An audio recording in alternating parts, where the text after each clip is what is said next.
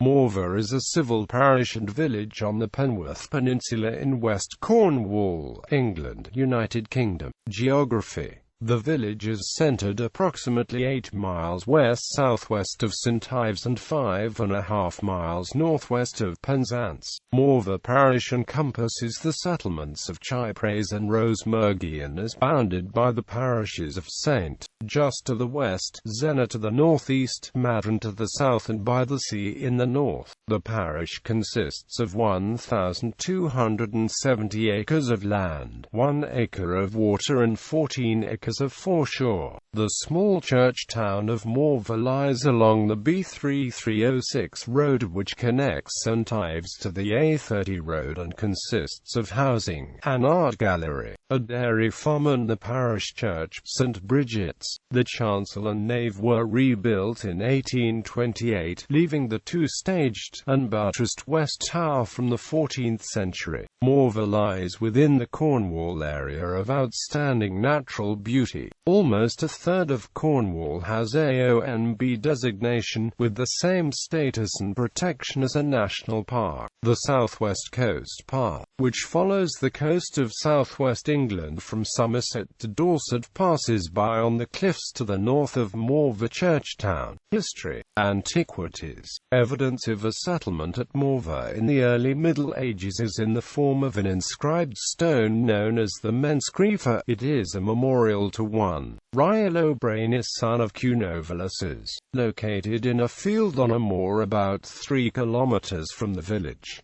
It was first described in a letter written by the antiquary Edward Lhwyd. The inscription has been dated from the 5th to the 8th century, but more firmly and authoritatively dated to the middle third of the 6th century by Professor Charles Thomas. In fact, this inscribed stone stands in the parish of Madron, a good mile east of Morvah parish. The finest antiquities of Morvah parish are the Neolithic dolmen of Chunquoit and the nearby Iron Age hill fort of Chun Castle, as well as the late Iron Age settlement of 4 distinctively local courtyard houses at Crofto.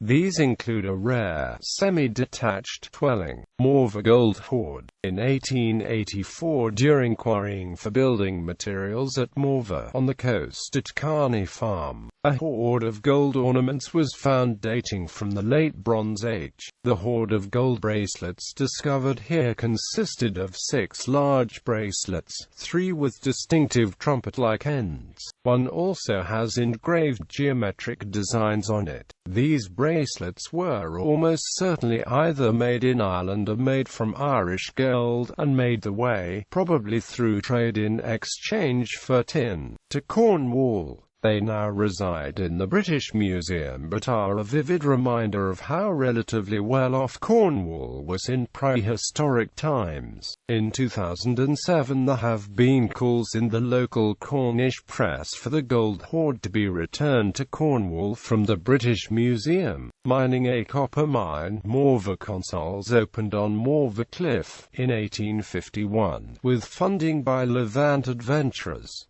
Local government. For the purposes of local government, Morvah is a civil parish. Morvah does not hold elections to a parish council but instead holds a statutory meeting of electors of the parish every 12 months known as a parish meeting. The principal local authority in this area is Cornwall Council.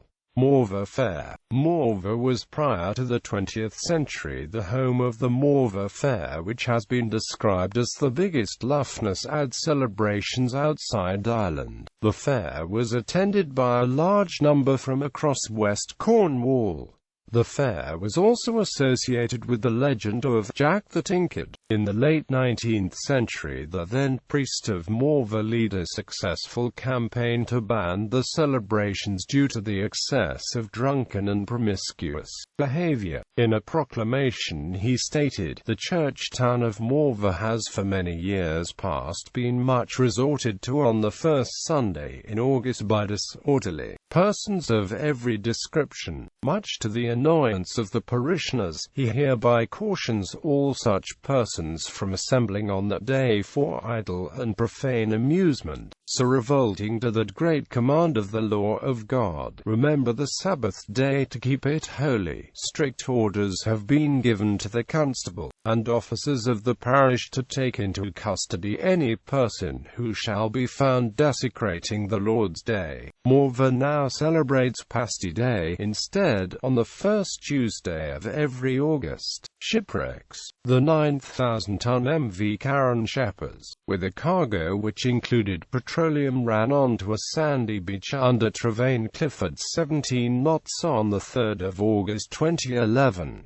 A crew managed to refloat the ship, and continue on its journey from Cork to Rotterdam. Falmouth Coast Guard contacted the ship 2 hours before she went aground and made repeated calls as the ship appeared to ignore shipping lanes. The Senon lifeboat was first on the scene, followed by a helicopter from RNAS Caldros. Both reported no sign of any crew on deck. Representatives of the Marine Accident Investigation Branch met with the crew after docking at Rotterdam. The ship also ran aground 2 years previously in the Baltic off Denmark.